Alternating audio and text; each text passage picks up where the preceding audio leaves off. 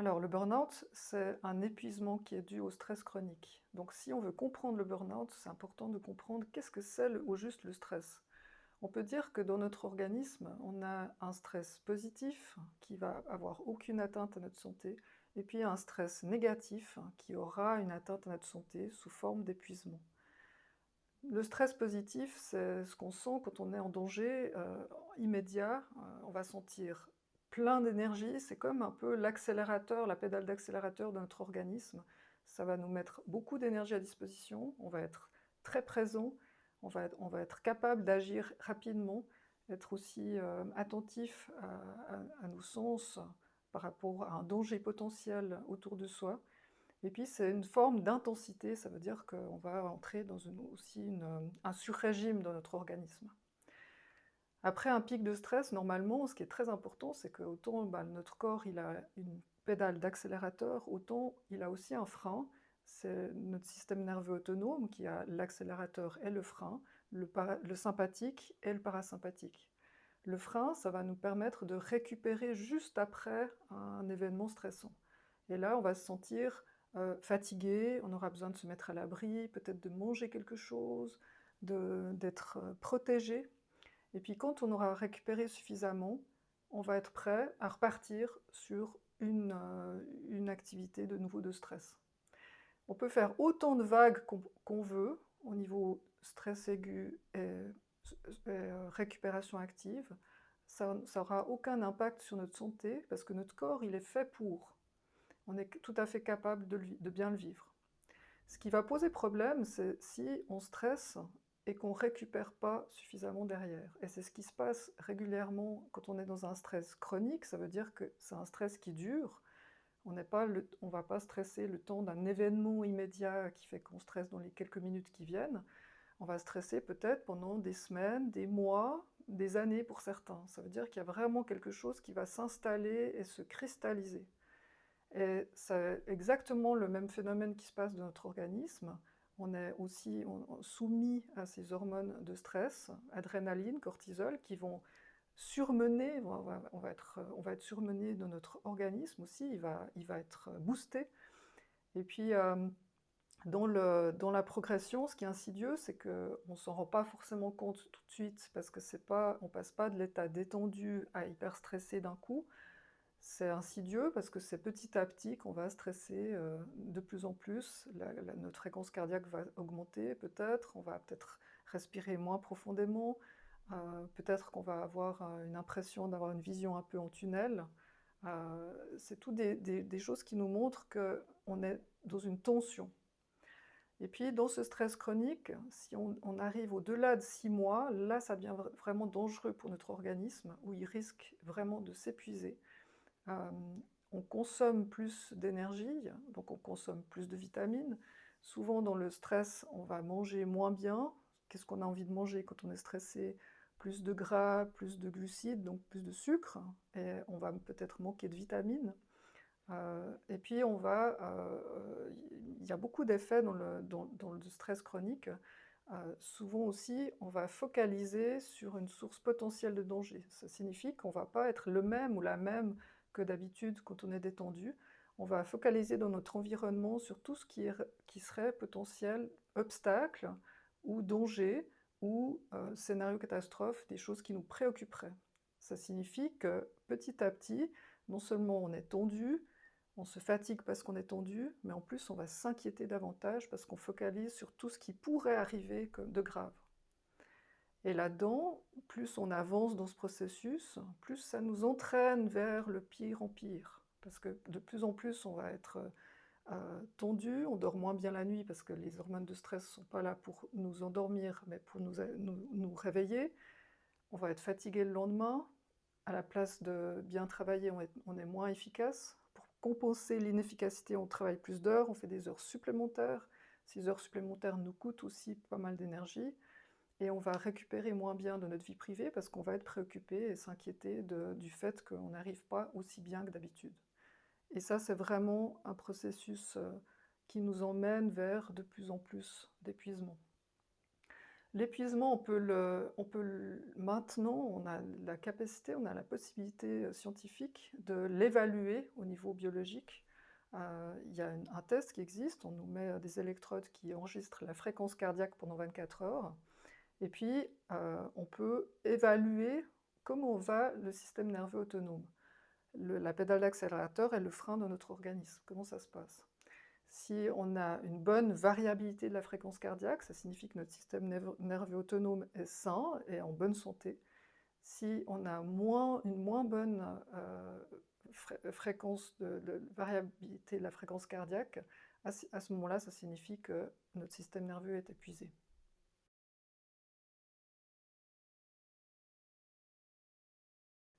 Alors il y a plusieurs choses qui vont nous mettre en alerte, qui sont censées nous mettre en alerte. Le danger en fait du stress chronique, c'est que à la place de s'alerter des signaux, on va s'y adapter. C'est comme si ça devient normal d'avoir de temps en temps mal à la tête après le travail.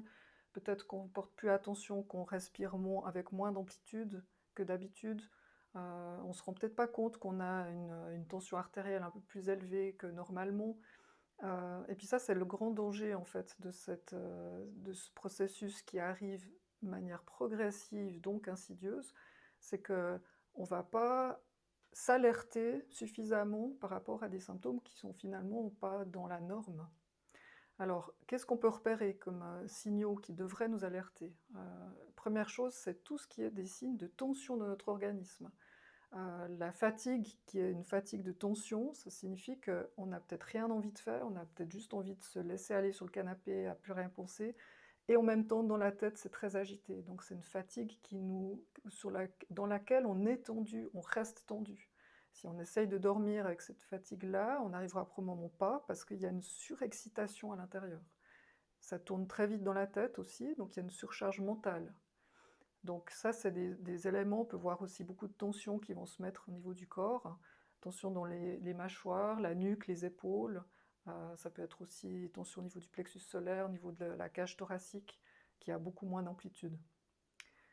Autre chose qu'on peut repérer, c'est qu'il va très souvent y avoir des troubles du sommeil. Souvent, on n'arrive pas à s'endormir ou on s'endort plus tard. Et puis, on va se réveiller au milieu de la nuit et pas réussir à se rendormir. Et ça pose vraiment problème parce que c'est très épuisant de ne pas dormir correctement avec un bon sommeil récupérateur. Autres signaux qui devraient vraiment nous alerter, c'est toutes ces ruminations mentales qu'on va avoir de plus en plus. C'est comme si on est peut-être en dehors du travail, ce serait peut-être le moment pour nous de nous détendre, de penser à autre chose, et puis on est en train de ruminer, ah j'aurais dû faire ceci, j'aurais dû faire cela, comme si le travail continue dans notre tête alors qu'on n'y est plus physiquement. Et ça, c'est extrêmement dangereux parce qu'à la place d'avoir un moment de détente, de récupération qui nous permet de changer de mode aussi, de rythme, on continue sur le même rythme avec nos préoccupations et souvent c'est des ruminations qui ne nous servent pas à grand chose, plutôt ça nous est défavorable parce qu'on va s'inquiéter davantage, donc on va aussi continuer à se stresser. Autre chose aussi qui va se passer, c'est qu'on va être probablement moins disponible dans la relation avec les autres. On va perdre aussi notre capacité d'empathie petit à petit. C'est comme si c'est moins possible se mettre à la place des autres, de sentir aussi ce dont ils ont besoin, comme s'il y a quelque chose qui est plus fermé, plus pour soi. C'est comme ça quand on est dans la survie, où on est beaucoup plus égocentré et qu'on a beaucoup plus de peine à entendre les besoins des autres.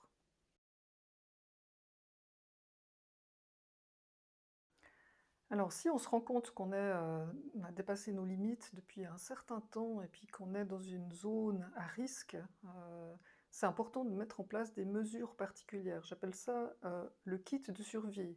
C'est un peu comme quand on va dans la jungle, ben, on a un sac à dos avec plein d'outils qui pourraient nous servir en cas de danger. C'est un peu similaire, on peut avoir notre sac à dos avec un certain nombre de choses qu'on va mettre en place quand on est en surcharge, quand on est dans une zone à risque. Que va contenir notre sac, notre kit de survie? On pourrait dire qu'il y a 3 catégories. La première, c'est tout ce qui est à prendre soin de notre corps, de notre organisme. La deuxième, ça va être comment faire avec la gestion mentale, la gestion de nos pensées, de notre réflexion. Et la troisième catégorie, ça va être tout ce qui est la gestion de nos émotions, comment on va faire pour digérer émotionnellement ce qui se passe au fur et à mesure. Alors, au niveau de l'organisme, il y a deux choses principales, très simples.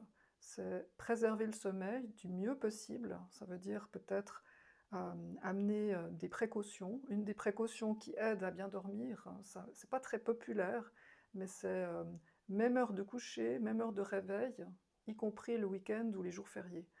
Le sommeil, il va bien se passer si on a une régularité. C'est comme les bébés, ben, du moment où ils ont leur rythme, ils vont bien dormir, hein. C'est pareil pour nous, on a besoin de même heure de coucher, même heure de réveil. Autre chose que vous pouvez faire attention, c'est de ne pas manger trop lourd le soir avant de dormir, de ne pas faire des choses avec des écrans 1 heure avant le moment de s'endormir. Et puis d'essayer d'éliminer toute perturbation qui pourrait vous réveiller la nuit. Deuxième chose par rapport à l'organisme, c'est éliminer toutes les tensions qu'on va accumuler normalement dans ce stress. Et pour ça, voilà, il y a des manières de faire qui fait qu'on décharge le stress quelque part. On peut se changer les idées, mais ça ne suffira pas par rapport à notre corps. Donc pour décharger physiquement les tensions, il y a 3 clés qu'on peut mettre en place. La première clé, c'est la clé de base, c'est expirer, donc vider l'air, éliminer, hein, à travers ça, on élimine un certain nombre de tensions déjà. Deuxième clé, c'est bouger, se mobiliser, être actif avec le corps. Troisième clé, c'est donner plus de voix, lâcher la voix, peut-être même chanter, chanter à tue-tête, même si vous chantez faux, ça marchera quand même. Vous pouvez déjà éliminer beaucoup de tensions en chantant à tue-tête dans votre voiture, par exemple, en revenant du travail. En plus, si vous aimez certaines différentes qualités de musique, vous allez pouvoir choisir une musique qui correspond à votre humeur du jour, une musique très agitée ou bien une musique très calme, etc. Et alors, chantez joyeusement avec, parce que ça va vous permettre de lâcher un certain nombre de tensions dans l'organisme. Ce qu'il faut vous rappeler, c'est que le stress, ça prépare à une action physique. Typiquement, l'attaque, la fuite. Dans les deux cas, c'est un mouvement physique. Et notre organisme se prépare à ce qu'on bouge physiquement. Et un des grands dangers dans notre vie actuelle, c'est qu'on est de plus en plus sédentaire. Ça veut dire qu'on va de moins en moins avoir certaines portes de sortie par rapport à ces tensions, puisqu'on bouge moins le corps. Et on est de plus en plus sédentaire dans le travail et aussi dans la vie privée, et ça pose problème. Du coup, on doit le faire plus souvent, être en activité physique le plus possible. Ça peut être faire le jardin, ça peut être marcher, prendre les escaliers plutôt que l'ascenseur. Tout ce qui nous essouffle un petit peu, ce serait bien, et qui nous donne suffisamment chaud pour peut-être enlever une couche d'habits. Il n'y a pas besoin de forcément faire du sport, bien sûr que le sport aide, mais si déjà on est en mouvement dans notre quotidien, ça aide beaucoup. Si on expire en le faisant, ça va rajouter un élément positif. La deuxième chose, c'est comment on peut gérer dans notre mental toutes ces ruminations qui vont nous stresser, nous inquiéter, qui peut-être nous mettent la pression dans une forme d'exigence. Et le plus on est sous stress, puis ça c'est instinctif, le plus on va focaliser sur des sources potentielles de danger. Donc, dans notre environnement, on va sélectionner les difficultés, les obstacles, plutôt que de voir ce qu'on a bien réalisé, ce qui fonctionne bien, ce qu'on est content de soi, etc. Ça veut dire qu'il y a un biais dans notre vision de notre environnement. Et plus on avance dans le stress chronique, plus on va avoir une idée négative de ce qui nous arrive. Et ça va nous mettre plus de pression et on va exiger de soi encore des choses supplémentaires. Donc on a tout intérêt à consciemment commencer à mettre notre attention sur des choses qui nous ressourcent ou qui nous font du bien et à nous changer les idées le maximum quand on est dans notre vie privée. Si on travaille toute la journée dans le stress et des inquiétudes, etc., et on continue d'y penser quand on est sur le chemin du retour vers la maison, et toute la soirée, voire toute la nuit, c'est comme si on reste au travail. Au niveau de notre organisme, c'est la même chose. On est tout autant sous tension et sous stress. Et on manque des éléments très précieux de récupération active, parce qu'on continue finalement dans le même bain de tension. Donc tout ça, c'est important d'avoir, c'est comme une discipline mentale aussi, Et puis peut-être quand on est dans une surcharge, il y a peut-être deux choses qui peuvent nous aider, c'est de focaliser sur qu'est-ce que j'ai bien réalisé aujourd'hui, qu'est-ce que je suis contente de moi, de quoi. Et puis la deuxième chose, c'est comment je peux m'améliorer pour demain. Et point. Final. Ça veut dire qu'on ne va pas réfléchir à «Ah, ça y est, j'ai oublié de faire ci, j'aurais dû faire ça comme ça. Puis d'ailleurs, c'est toujours la même histoire, et puis je ne sais pas comment je vais faire demain, puis après on se préoccupe, puis etc.» C'est qu'on essaye d'épurer nos pensées, de les diriger vers ces deux choses. Qu'est-ce que j'ai bien réalisé aujourd'hui? Je suis satisfaite de quoi? Peut-être c'était le chaos total dans la journée, mais je me focalise sur ce que je suis contente de moi. Et la deuxième chose, comment je vais demain améliorer peut-être ma journée de travail sur un ou deux points. Et ça, c'est quelque chose qu'on doit faire consciemment, parce que sinon, il y a notre mental qui va un peu vagabonder, et il aura tendance à malheureusement vagabonder sur des choses qui vont nous mettre sous pression ou qui vont nous descendre notre morale. Donc la troisième chose qui ferait partie du kit de survie, c'est tout ce qui est de la gestion émotionnelle. Et puis par rapport à ça, c'est aussi important d'être très conscient de ce qu'on fait avec ce qu'on a capté, avec ce qu'on a emmagasiné.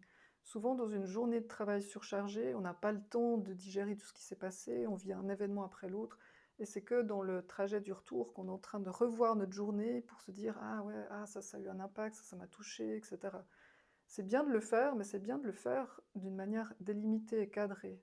On peut vider par exemple notre sac en racontant à quelqu'un tout ce qui s'est passé pour nous permettre d'avoir voilà, une forme de reconnaissance aussi de ce qu'on a vécu, mais c'est important de délimiter le temps. Et moi je dis toujours, c'est bien de le faire 10 minutes maximum, et puis vous le faites à fond, vous exprimez à fond tout ce que vous avez peut-être sur le cœur, et après, vous passez à autre chose pour pouvoir bien récupérer dans votre vie privée, pour redevenir qui vous êtes. Vous n'êtes plus un professionnel, vous êtes une personne, une femme, un homme, etc., avec des besoins personnels, etc.